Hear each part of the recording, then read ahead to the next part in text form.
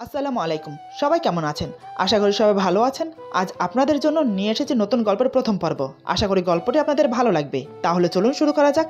রাতুল মাহিকে কোলে নিয়ে মুচকে একটা হাসি দিয়ে বলে, ভাই নীল, তোর টাকা আমি বিফলে যেতে দেব না। এক পাই করে উসুল করব। এই বলে মাহিকে বিছানার উপর শুইয়ে দিয়ে হামাগুড়ি দিয়ে মাহির বুকের উপর লুটিয়ে পড়ল। ধীরে ধীরে মাহির বুক থেকে শাড়ির আঁচল সরিয়ে দিল রাতুল। মাহির চোখে জল। সে করুণ দৃষ্টিতে রাতুলের দিকে তাকিয়ে আছে। এই চাহনি কিছু বলতে চায় রাতুলকে। হঠাৎ মাহি যা করলো তার জন্য রাতুল একদম প্রস্তুত ছিল না। আচমকা মাহির এরকম আচরণে রাতুল ভেবাচাকা খেয়ে যায়। এরপর যা হলো। আমার নাম মোহাম্মদ সৈয়দ চৌধুরী নীল।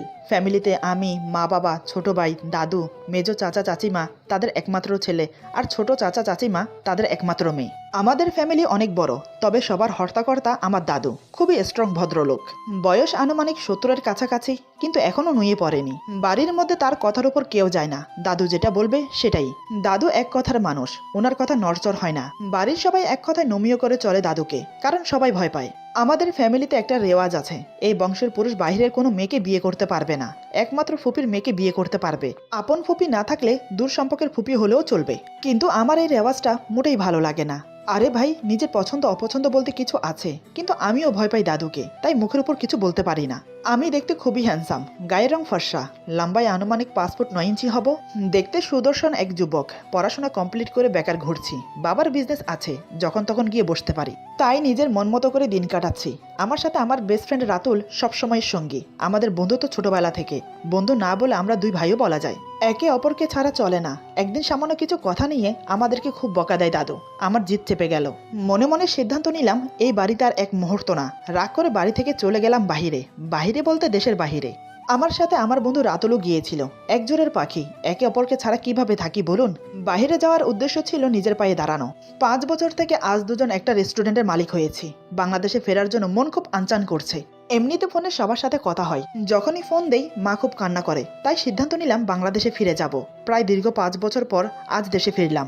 দুজনে এয়ারপোর্ট থেকে গাড়ি নিয়ে বাড়ি ফিরছি। এদিকে বাড়িতে সবাই আমাদের জন্য পথ চেয়ে বসে আছে। আমার ফুফাতো বোন মাহিও এসেছে। আমার ফুফাতো বোনের পুরো নাম মাহি আক্তার মাহি। দেখতে খুবই স্মার্ট, খুবই সুন্দরী। যে কেউ নজর কাড়ে ওর সৌন্দর্য। খুবই মায়াবতী একটা মেয়ে। মাহির ক্রাশ হচ্ছে রাতুল। যখন থেকে মাহি বুঝতে শিখেছে তখন থেকেই সে রাতুলকে ভালোবাসে। রাতুলও মাহিকে ভালোবাসে। কিন্তু একদিন মাহিকে তার ভালোবাসার কথা বলতে গিয়ে আড়ালে থেকে দাদুর কথা শুনে ফেলে। সেদিন থেকে সে মনে পাথর চাপা দিয়েছে, কিন্তু মাহি পারেনি। সে তার ভালোবাসার কথা প্রকাশ করেছে রাতুলের কাছে। রাতুল মাহিকে খুব অপমান করে, যাতে মাহি রাতুলকে ভুল বোঝে। কিন্তু মাহির মন থেকে রাতুলের জন্য ভালোবাসা এক বিন্দু কমেনি। 5 বছর আগে রাতুল মাহিকে কাঁদিয়ে চলে গিয়েছিল আমার সাথে। আজ সে 5 বছর পর আমার সাথে বাড়িতে ফিরছে। মাহির মন আনচান করছে। 5 বছর পর সে আবার মুখোমুখি হতে চলেছে রাতুলের। সবাই বাড়ির গেটে দাঁড়িয়ে আমাদের জন্য অপেক্ষা করছে। কিছুক্ষণের মধ্যে আমাদের গাড়ি এসে পৌঁছলো গেটের সামনে। প্রথমে আমি গাড়ি থেকে নামার পর আমার সাথে রাতুলও নেমে আসে। এতগুলো বছর পর রাতুলকে দেখে মাহির বুকের ভিতর ধপ করে উঠল। মাহি মনে মনে বলে, কিন্তু উনি হঠাৎ করে এতগুলো বছর পর আবার এখানে কেন আসলো? খুব তো 5 বছর আগে আমাকে কাঁদিয়ে চলে গিয়েছিল, তাহলে আবার ফিরে আসলো কেন? ভালোই তো ছিলাম ওনার ফেলে যাওয়া স্মৃতি নিয়ে। মাহি রাতুলের দিকে তাকিয়ে তাকিয়ে কথাগুলো ভাবছে। রাতুল ওর দিকে এক নজর তাকিয়ে বাড়ির ভেতর চলে গেল। আমি ওকে হাঁ করে তাকিয়ে থাকতে দেখে বললাম, কিরে পিচ্চি বুড়ি, এভাবে এখানে হাঁ করে দাঁড়িয়ে আছিস কেন? আমার কথা মাহির হোঁশ ফেরে। সে কোনো রকম নিজেকে সামলে নিয়ে বলে, নীল ভাইয়া, আমি মোটেও আর পিচ্ছি নেই। আমি এখন অনার্স 2nd ইয়ারে পড়ি। আমি বললাম, ও তাই বুঝি? আমি আরো ভাবলাম তুই এখনও সেই 5 বছর আগের পিচ্চিটাই আছিস। পাশে দাঁড়িয়ে থাকা মা বলে, নীল, মাহির পিছনে না লেগে ভিতরে যা। দাদু কিন্তু তোদের দুজনের উপর অনেক রেগে আছে। সেই যে বাড়ি থেকে দুটো রাগ করে বেরিয়ে গেলি আর ফিরে এলি 5 বছর পরে। অনেকটা সময়। হ্যাঁ রে, তোদেরকে আমার কথা একবারও মনে পড়েনি? আর রাতুল, ছোট মাকে একেবারে ভুলে গেলি? নীলের কথা না হয় ছেড়েই দিলাম, শেষে কিনা তুইও। রাতুল বলে, আরে ছোট মা প্লিজ, তুমি রাগ করো না। তোমার ওই বদরাগী শ্বশুর যদি বকা না দিত তাহলে কি আর আমরা যেতাম? সব দোষ তোমার ওই বদরাগী শ্বশুরের। আমি বললাম, রাতুল তুই ঠিক বলেছিস। আম্মু, তোমার ওই রাগী অবসরপ্রাপ্ত কর্নাল দ্য গ্রেট আলতাফ চৌধুরী কোথায়? এই কথা বলে আমি আর রাতুল দুজন দুই দিক থেকে মাকে জড়িয়ে ধরি। মা বলে, ফাজিল ছেলে, দাদুকে এমন বলতে হয়? যা গিয়ে দেখ, ওনার রুমেই আছে, অনেক রেগে আছে তোদের উপর। আমি বললাম, আচ্ছা তুমি থাকো, আমরা গেলাম। এই বলে আমি আগে আগে চলে গেলাম। রাতুল যেতে নিলে দেখে মাহি দরজার সাথে লেগে দাঁড়িয়ে আছে। মাহির দিকে এক পলক তাকিয়ে আমার পিছু পিছু চলে আসে রাতুল। মাহি মনে মনে বলে, সত্যি রাতুল ভাই, আপনি কখনোই বুঝলেন না আমার ভালোবাসাটা। সবসময়ের মতো আবেগ ভেবেই উড়িয়ে দিলেন। যদি কখনো বুঝতেন যে এটা ক্ষণিকের আবেগ নয়, এটা অফুরান্ত ভালোবাসা, তাহলে হয়তো আমাকে এতটা অবহেলা করতে পারতেন না। তবে আমি জানি আপনি একদিন বুঝবেন আমার ভালোবাসা, কিন্তু তখন অনেক দেরি না হয়ে যায়। মনে মনে কথাগুলো বলে চোখের কোণে জমে থাকা পানিটা মুছে নিয়ে রুমে চলে গেল মাহি। এদিকে আমি আর রাতুল মাথা নিচু করে অপরাধীর মতো মুখ করে দাঁড়িয়ে আছি। বাড়ির সবাই ভয়ে ঘরের এক কোণে জড়োথর হয়ে দাঁড়িয়ে আছে। কি হবে সবার মনে একটাই প্রশ্ন। কিন্তু আমি আর রাতুল দাদুর চোখের মণি, দুজনকে অনেক ভালোবাসে দাদু। তবে এখন দাদু খুব রেগে আছে। দুজনের ওপর সামান্য একটু রাগ করেছিল বলে বাড়ি ছেড়ে চলে গিয়েছিলাম, তাও আবার 1-2 বছর না, পুরো 5 বছর পর ফিরে এসেছি। দাদু গম্ভীর মুখ নিয়ে অন্যদিকে ফিরে আছে, আমাদের দিকে তাকাচ্ছেও না, কথাও বলছে না। এটা দেখে আমার খুব খারাপ লাগছে। আমরা দুজন সেই কখন থেকে দাঁড়িয়ে আছি, সাথে বাড়ির সবাই। এখন আমি কথা না বলে আর থাকতে পারছি না, কারণ দোষ আমরাও কম করিনি। আমি বললাম, দাদু তুমি আমাদের মারো কাটো যা ইচ্ছে শাস্তি দাও, তবু প্লিজ আমাদের সাথে কথা বলো। তুমি এভাবে কথা না বলে মুখ ঘুরিয়ে থাকলে আমাদের অনেক কষ্ট হয়। রাতুল বলে, হ্যাঁ দাদু তুমি জানো আমরা আর তোমার সেই বেকার নাতি নেই। আমরা এখন অনেক বড় একটা রেস্টুরেন্টের মালিক, আমাদের বিজনেস প্রায় সারা বাংলাদেশে। তুমি আর আমাদের বেকার বলতে পারবে না, এখন তো আমরা নিজের পায়ে দাঁড়িয়েছি, এবার তো কথা বলো প্লিজ দাদু। আমাদের কথা শুনে দাদু এবার আমাদের দিকে ফিরে তাকিয়ে বলে, তোরা আমাকে কি ভাবিস বলতো, আমি পাথর? ওরে আমারও তো কষ্ট হয়, আমিও তোদের ভালোবাসি, কিন্তু প্রকাশ করে বলতে পারি না, এটাই আমার সমস্যা। তাই বলে তোরা আমাকে এভাবে ছেড়ে চলে যাবি? আর রাতুল তুই আমাকে পর ভাবতে পারিস, কিন্তু আমি নই। তুই শুধু আমার বন্ধুর নাতি ছিলি না, নীলের মতো তোকেও আমি নিজের নাতি মনে করি। হয়তো তোরা দুজন আমাকে পর ভাবতে পারিস, তবে আমি না। কথাটা শেষ হতে আমরা দুজন গিয়ে দাদুকে জড়িয়ে ধরি। রাতুল বলে, কে বলেছে আমি তোমাকে পর ভাবি? তুমি তো আমার দাদু, আমরা তোমাকে অনেক বেশি ভালোবাসি। দাদু আমাদের দুজনকে জড়িয়ে ধরে কান্না মিশ্রিত কণ্ঠে বলে, যাক অবশেষে সবটা ঠিক হলো, এবার শান্তিতে নীল আর মাহির বিয়েটা দিয়ে দেওয়া যাবে। দাদুর কথা শুনে আমার আর রাতুলের হাসি মুখটা মুহূর্তেই ফ্যাকাশে হয়ে গেল। দুজনের মাথা যেন আকাশ ভেঙে পড়ল। আসতে না আসতে এসব কি শুনছি। রাতুল অবাক হলেও ব্যাপারটা স্বাভাবিকভাবে নিল, কারণ আজ থেকে 5 বছর আগেই দাদুর মুখে এই কথাটা শুনেছে সে। সেজন্যই তো মাহিকে নিজের ভালোবাসার কথা বলতে পারেনি, দূরে সরিয়ে দিয়েছিল মাহিকে। কিন্তু কথাটা আমি হজম করতে পারছি না, এটা কখনোই হতে পারে না। মাহিকে আমি বিয়ে করব? ইম্পসিবল। মাহিকে আমি সে চোখে কোনোদিন দেখিনি, ওকে আমি আমার ছোট বোনের মতো দেখেছি। সেই মাহিকে আমি বিয়ে করব? না, এটা কখনোই হতে পারে না। দাদু বলে, আচ্ছা অনেক হয়েছে কথা, তোরা অনেক দূর থেকে এসেছিস, আগে গিয়ে হাত মুখ ধুয়ে নে, তারপর বসে এসব নিয়ে আলোচনা করা যাবে, ওকে? আমি আর এক মুহূর্ত থাকতে পারছি না এই রুমে, তাই দাদু থেকে বিদায় নিয়ে রুম থেকে বেরিয়ে গেলাম। রাতুল বলে, দাদু আমিও যাই, আমাকে বাসায় যেতে হবে, আব্বু আম্মু চিন্তা করছে। এই বলে রাতুল বিদায় নিয়ে চিন্তিত ভরা মন নিয়ে রুম থেকে বেরিয়ে গেল। মাহি রুম থেকে বেরিয়ে এদিকেই আসছিল, হঠাৎ রাতুলের সাথে ধাক্কা খেয়ে পড়ে যাচ্ছিল মাহি। রাতুল তখনই মাহিকে ধরে ফেলে, এক হাত মাহির কোমরে আর অন্য হাত মাহির মাথায় ধরে আছে। এদিকে মাহি ভয়ে চোখ বন্ধ করে শক্ত হাতে রাতুলের শার্টের কলার ধরে আছে। রাতুল অপলক দৃষ্টিতে মাহির দিকে তাকিয়ে আছে, যেন মনে হচ্ছে কত বছরের পিপাসা মিটাচ্ছে। চোখের পলক ফেলতেই ভুলে গেছে রাতুল, মনে হচ্ছে চোখের পলক ফেললেই দেখা কম হয়ে যাবে। মাহি আস্তে আস্তে চোখ খুলে তাকিয়ে দেখে একজোড়া চোখ মাতাল দৃষ্টিতে ওর দিকে তাকিয়ে আছে, যেন চোখের ভাষায় অনেক কিছু বলতে চাইছে। রাতুল এক হাত দিয়ে মাহির মুখের উপরে আসা চুলগুলো আলতো করে সরিয়ে দিল, নিজের অজান্তে ঠোঁটজোড়া এগিয়ে নিয়ে গেল মাহির কপালের দিকে। এদিকে মাহি রাগ অভিমান ভুলে আবেশে দুটি চোখ বন্ধ করে নিল। রাতুল চোখ বন্ধ করে মায়ের কপালে আলতো করে একটা চুমু দিল। মাই কেঁপে উঠে রাতুলের গলা জড়িয়ে ধরল। চোখ বন্ধ অবস্থায় রাতুল মাহির 2 গালে আলতো করে চুমু দিল। রাতুলের ভালোবাসার পরশে মাহি কেঁপে কেঁপে উঠছে। হঠাৎ রাতুলের কিছু একটা মনে পড়তেই হোঁশ ফিরল। রাতুল তৎক্ষণাৎ মাহিকে ছেড়ে দিল। আবেগের বশে ও অনেক বড় ভুল করতে যাচ্ছিল। অনেকক্ষণ হয়ে যাওয়ার পরেও রাতুলের কোনো সারা শব্দ না পেয়ে মাহি চোখ খুলে তাকালো।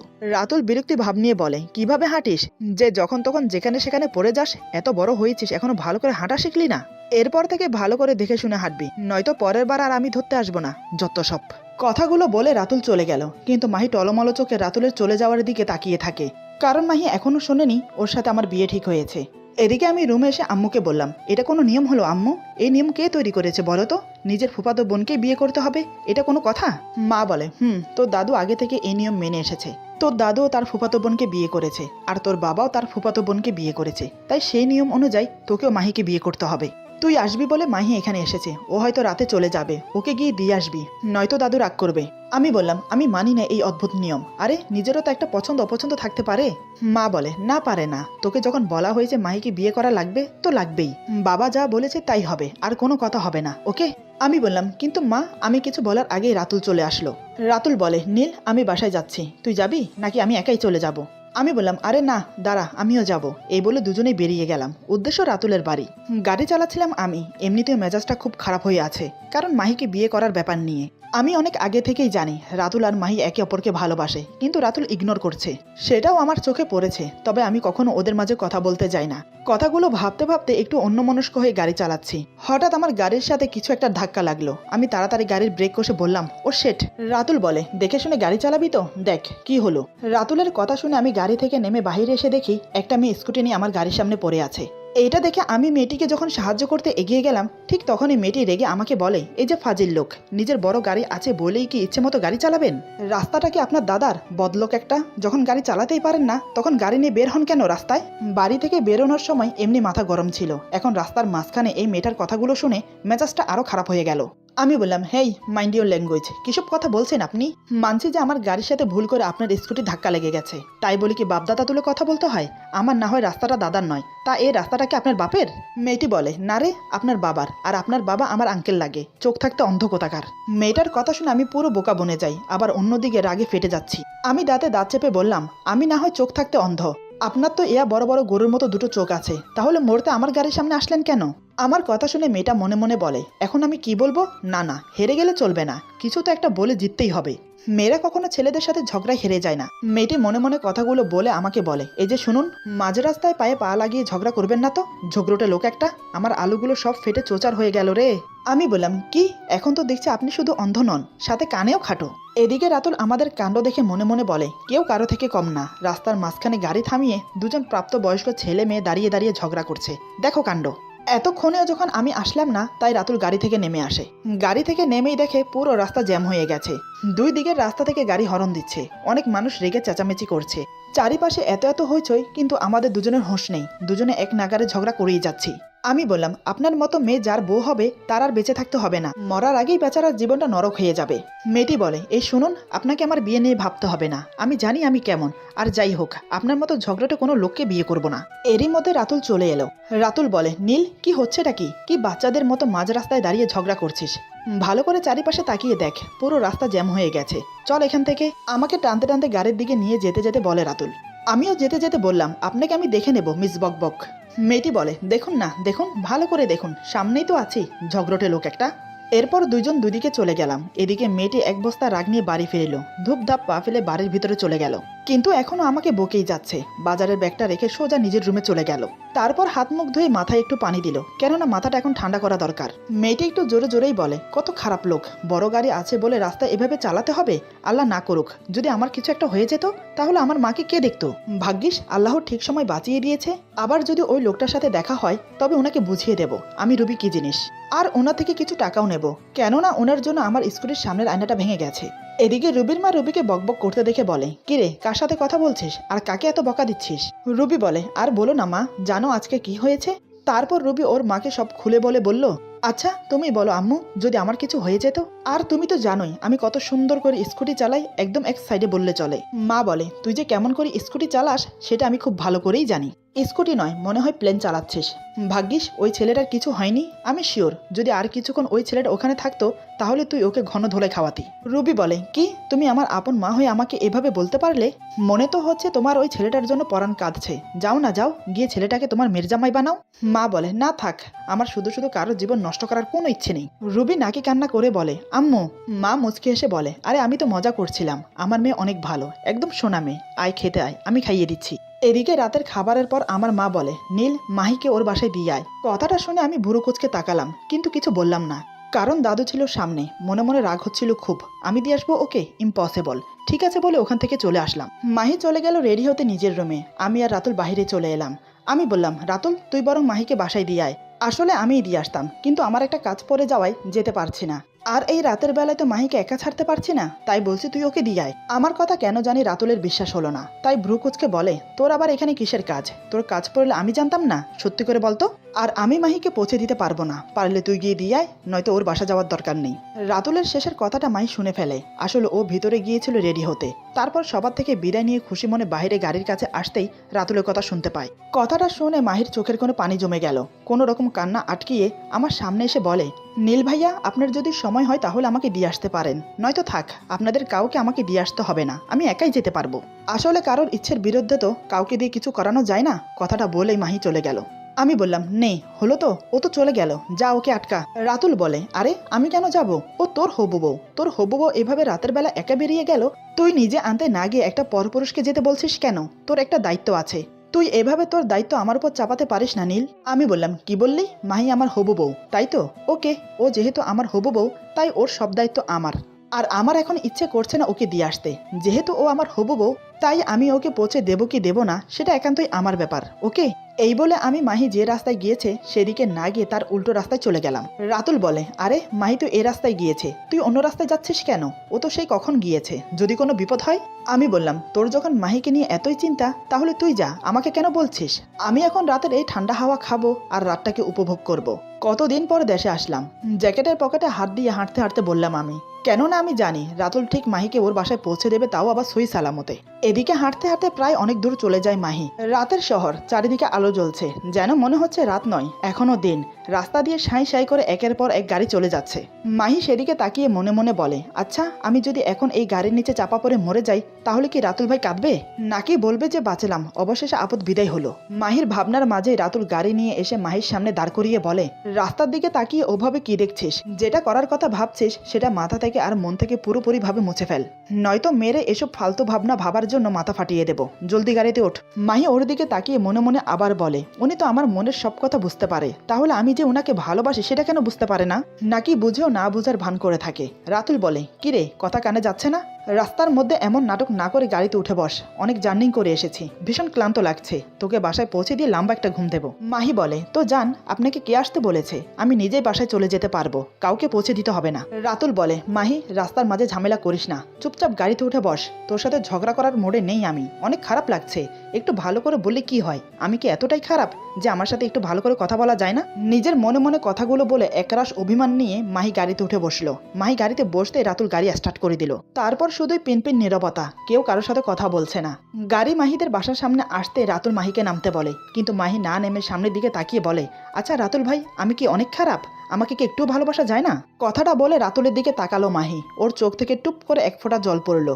রাতুল সামনের দিকে তাকিয়ে বলে, বেশি কথা না বলে ভেতরে যা, অনেক রাত হয়েছে, নিশ্চয়ই তোর মা বাবা তোর জন্য চিন্তা করছে। আর এসব চিন্তা বাদ দিয়ে পড়াই মন দে, সামনের মাসে তো তোর বিয়ে, সেটা ভুলে যাস না। রাতুলের কথা শুনে মাহির বুকের ভেতরটা মোচড় দিয়ে উঠল। সে জানে আগামী মাসে তার বিয়ে। নিরাশ হয়ে কিছুক্ষণ রাতুলের দিকে তাকিয়ে থেকে মাহি গাড়ি থেকে নেমে গেল। রাতুলের দিকে আবার এক নজর তাকিয়ে বাড়ির দিকে যেতে লাগলো। রাতুল মাহি যাওয়ার পানে চেয়ে থেকে একটা দিক নিঃশ্বাস ফেলে, সিটে গায়ে এলিয়ে দিয়ে ওর দিকে তাকিয়ে আছে। যতক্ষণ না মাহি বাসার ভিতরে যায় ততক্ষণ। এদিকে রুবি রাতের টিউশনি শেষ করে বাড়ি ফিরছিল। হঠাৎ করে রুবির স্কুটি নষ্ট হয়ে যায়। কয়েকবার স্টার্ট দেওয়ার চেষ্টা করলো, কিন্তু না, কাজ হলো না। রুবি স্কুটিটা চেক করতে করতে বলে, উফ, এই স্কুটিটা এখনই খারাপ হতে হলো, আর হবেই বা না কেন? সকালে ওই লোকটা যে জোরে ধাক্কা দিয়েছে, এতে যে এখনো স্কুটিটা বেঁচে আছে এটাই তো অনেক। এই রাতের বেলা এটাকে ঠেলে ঠেলে নিয়ে যেতে হবে, একে তো শুনশান রাস্তা, তার উপর রাস্তায় আবার দুই পাওয়ালা কুকুর, মানে ফালতু ছেলে, তাদের নিয়ে বেশি ভয়। এটা মনে হতেই রুবি হাতের দিকে তাকিয়ে একবার চেক করে নিল যে ওর সেফটি কিটটা আছে নাকি। এমন একটা স্বস্তির নিঃশ্বাস ফেলে বলে, যাক বাবা, আছে। এইসব ভেবে দু হাতে স্কুটি ঠেলে নিয়ে যাচ্ছে রুবি। তবে ডান হাতের মুঠোয় একটা ধারালো খুর আছে, যেটা ও সবসময় নিজের কাছে রাখে সেফটির জন্য। যদি কোনো সমস্যা হয় তাহলে এটা দিয়ে নিজেকে প্রোটেক্ট করবে। আসলে আজ টিউশন করে ফিরতে একটু দেরি হয়ে গেছে, তাই একটু নার্ভাস ফিল করছে। এদিকে আমি মেন রোড ছেড়ে গলির রাস্তা দিয়ে হাঁটতে শুরু করেছি, কারণ রাস্তায় গাড়ি ঘোড়ার সাথে নিরিবিলি পরিবেশ পাওয়া যাচ্ছে না, তাই গলি ধরে হাঁটতে শুরু করেছি। গলি ধরে হাঁটছি আর ভাবছি কি করে আমার আর মাহির বিয়েটা আটকানো যায়। হঠাৎ আমার চোখে পড়লো রাস্তায় থাকা ল্যাম্পপোস্টের আলোয় সকালের সেই মেয়েটিকে। মেয়েটি তার স্কুটি নিয়ে ঠেলতে ঠেলতে এদিকেই আসছে। পুরোপুরি সঠিক হওয়ার জন্য একটু ভালো করে দেখলাম। দেখে মনে মনে বললাম, আরে সকালের ওই ঝগড়াটে মেয়েটা না, এত রাতে এখানে কি করছে? দাঁড়াও, এবার বাগে পেয়েছি, এখন বোঝাবো মজা। কথাটা বলে আমি মেয়েটার দিকে এগিয়ে গেলাম। একটু এগিয়ে গিয়ে লুকিয়ে পড়লাম, উদ্দেশ্য মেয়েটাকে ভয় দেখাবো।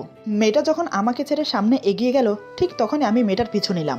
এদিকে মেয়েটার অনেকক্ষণ ধরে মনে হচ্ছে ওর পিছনে পিছনে কেউ ওকে ফলো করতে করতে আসছে। রুবি মনে মনে বলে, ভূতে অতটা ভয় না পেলেও মানুষে ভয় লাগে, কেননা ভূত প্রেত আসলে দোয়া বা সূরা পড়লে তারা চলে যায়, কিন্তু কোনো খারাপ মানুষ এই রাতের বেলায় আসলে কি করবে সেটা ভেবেই ভয় লাগে। এটা ভেবে মেয়েটি দাঁড়িয়ে পিছনের দিকে তাকিয়ে দেখলো, না, কেউ নেই। তারপর আবার পথ চলতে লাগলো। কিছু দূর যাওয়ার পরে দেখলো ওর পেছনে কেউ আছে, তার ছায়া স্পষ্ট দেখা যাচ্ছে। এবার মেয়েটি শিওর হয়ে গেল ওর পেছনে পেছনে কেউ তো আসছে, তাই আস্তে করে স্কুটিটা থামিয়ে দাঁড়িয়ে যায়। হঠাৎ মেয়েটি এমন একটা কাজ করলো যা দেখে আমি বিস্ময়ে অবাক হয়ে গেলাম। এটা তো মেয়ে না, নির্ঘাত একটা ডাকাত। বিস্ময়ে অবাক হয়ে কিছুক্ষণ তাকিয়ে রইলাম ওর দিকে, কি বলবো ভাষা খুঁজে পাচ্ছি না। মেয়েটির কাণ্ড দেখে মাথায় আমার রাগ চেপে বসেছে। এরপর যা হলো, আজকের গল্প এখানে সমাপ্ত। গল্পের বাকি অংশ পেয়ে যাবেন আগামী পর্বে। আশা করি গল্পটি আপনাদের ভালো লাগবে। সবাই ভালো থাকবেন, সুস্থ থাকবেন। আল্লাহ হাফেজ।